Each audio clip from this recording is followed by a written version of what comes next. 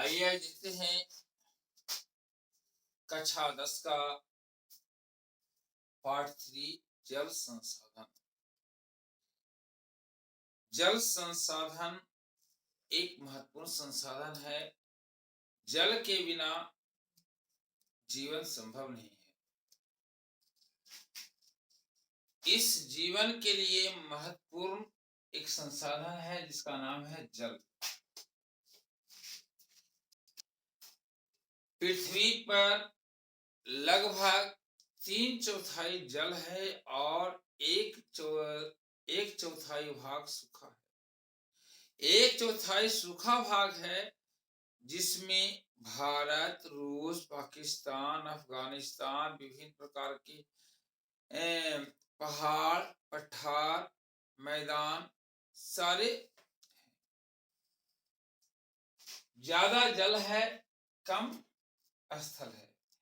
जल पृथ्वी पर पर्याप्त मात्रा में है, लेकिन जो जल है वह अलवणीय है। लवणीय मीन्स नमकीन, समुद्र में है। जल का जो ज्यादा भाग मीन्स कहा जाए 95%, 90-95% भाग जो है वह है समुद्रों में, जिसे हम लोग यूज नहीं करते। ना उसको हम लोग फैक्ट्रियों में यूज करते हैं, न सिंचाई में उपयोग करते हैं, न उसको हम लोग पीने में ही उपयोग लाते हैं। 5 से 10% जल ही स्थल में है जिसका हम लोग उपयोग करते हैं विभिन्न कार्यों में। मानव की जनसंख्या लगातार बढ़ रही है। बढ़ती हुई जनसंख्या के कारण मानव की आवश्यकताएं ही बढ़ रही है।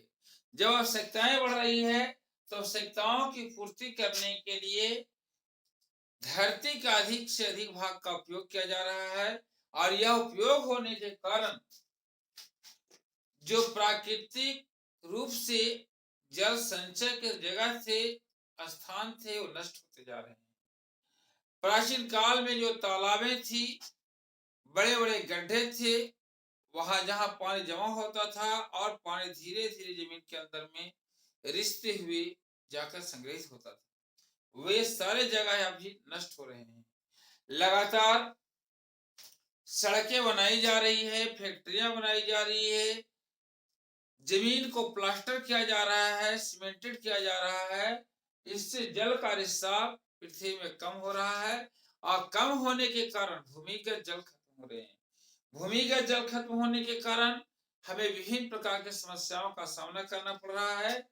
इसलिए एक इंपॉर्टेंट क्वेश्चन है कि पृथ्वी पर जल पर्याप्त मात्रा में है, फिर भी जल का संरक्षण करना आवश्यक क्यों है? इसका उत्तर होगा, पृथ्वी पर जल पर्याप्त मात्रा में है, लेकिन जल का संरक्षण आवश्यक है, क्योंकि अधिकांश जल लवणीय है, जिसका न हम लोग उपयोग किसी भी कार्यों में नहीं करते हैं। अलवणीय में जो लवण नहीं है, जिसमें अलवणीय जल बहुत कम मात्रा में है, अलवणीय जल का ही हम लोग उपयोग विभिन्न कार्यों में करते हैं। इसलिए हमें जल का संरक्षण आवश्यक है। यदि हम लोग जल का संरक्षण नहीं करेंगे तो सारे जल हम लोग के जो उपयोग में है वह उपयोग में नहीं रह पाएंगे, सभी अनुपयोगी होकर समुद्र में इकट्ठे हो जाएंगे। जल एक चक्रीय है, चक्रीय जल संसाधन भी है। चक्रीय अर्थात ये घूमता रहता है। हम लोग चक्र किस तरह से है, जैसे हम लोग देखिए वायुमंडल में जल है, वायुमंडल में जल वाष्प के रूप में होता है, इसको जल वाष्प कह सकते हैं। यहां से यह वायुमंडल से कहां आ जाता है, वर्षा होती है, वर्षा होकर के जमीन पर आ जाता है।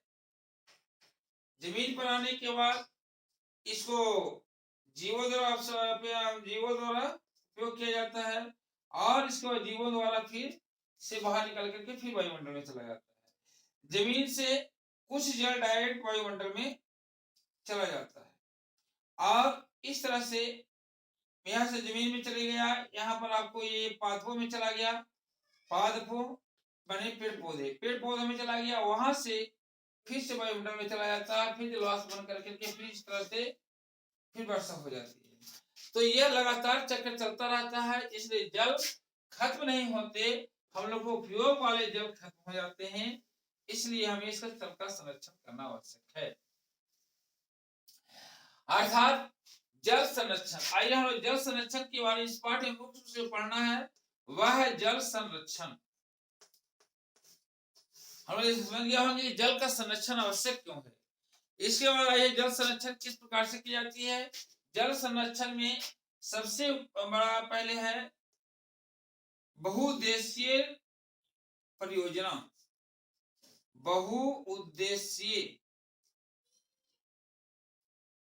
बहुउद्देशीय नदी घाटी परियोजना।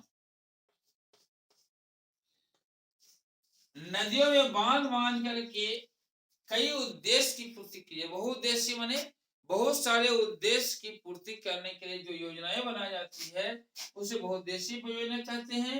और ये नदी घाटी में बनाई गई है, इसलिए बहुउद्देशीय नदी घाटी योजना। इससे बहुत सारे नदी, जैसे हम लोग देखे हैं दामोदर वैली कॉर्पोरेशन, जिससे कि हम लोग को विद्युत प्राप्त होती है।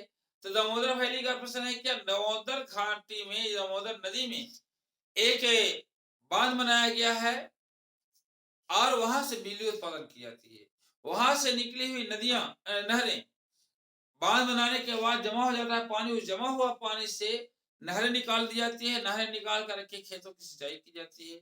वहां पर्यटन स्थल विकसित किया जाता है, वहां पर पेड़ पौधे किनारे किनारे लगा करके एक सुंदर पर्यावरण विकसित किया जाता है।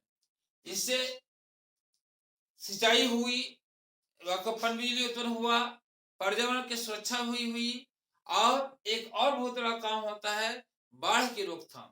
जब वर्षा होती है तो अचानक नदी में पानी आ जाता है और उससे बाढ़ आ जाती है, लेकिन बांध देने से पहले पानी आता है, वहां रुकता है, फिर धीरे धीरे वहां बांध से छोड़ा जाता है।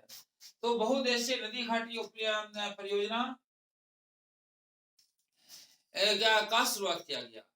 अच्छा, बहुउद्देशीय नदी घाटी परियोजना से जहाँ लाभ है वहां कुछ हानियां भी है। इससे हानियां है, जहां बांध बनाई जाती है उसके दूसरी तरफ इधर से पानी आ रहा है, वहां पानी रोक दिया जाता है। पानी को रोक देने के कारण वहां पर बहुत बड़ा क्षेत्र जहाँ की खेती होती थी, मैदानी क्षेत्र था, वो सब पानी से भर जाता है और पानी से भर जाने के कारण वहां पर कृषि खत्म हो जाते हैं।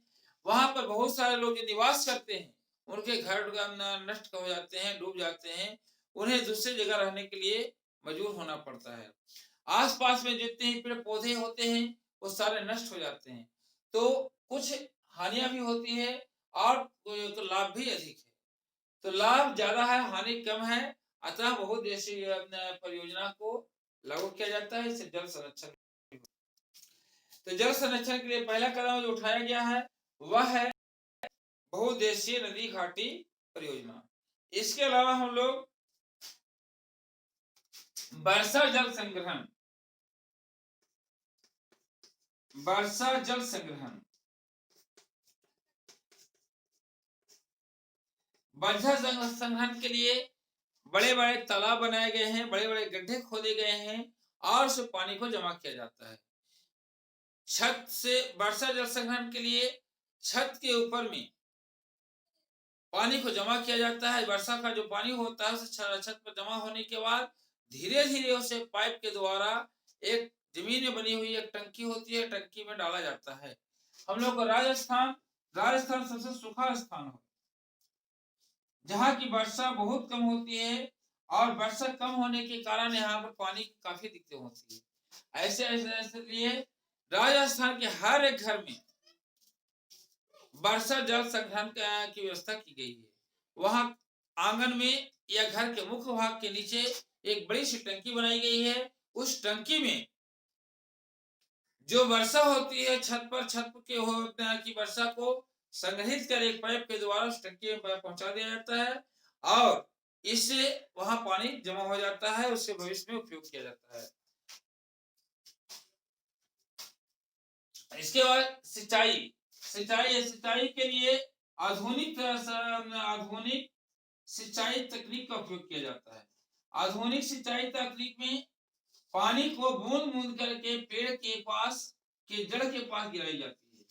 यदि हम लोग इस तरह से सिंचाई करते हैं, पारंपरिक तरीके से करते हैं, तो पूरे पृथ्वी को, पूरे जमीन को पूरे नहीं पड़ते। लेकिन आधुनिक तकनीक में पानी को बूंद बूंद करके पेड़ की जड़ के पास गिराया जाता है। इससे पानी बर्बाद होने से बच जाता है।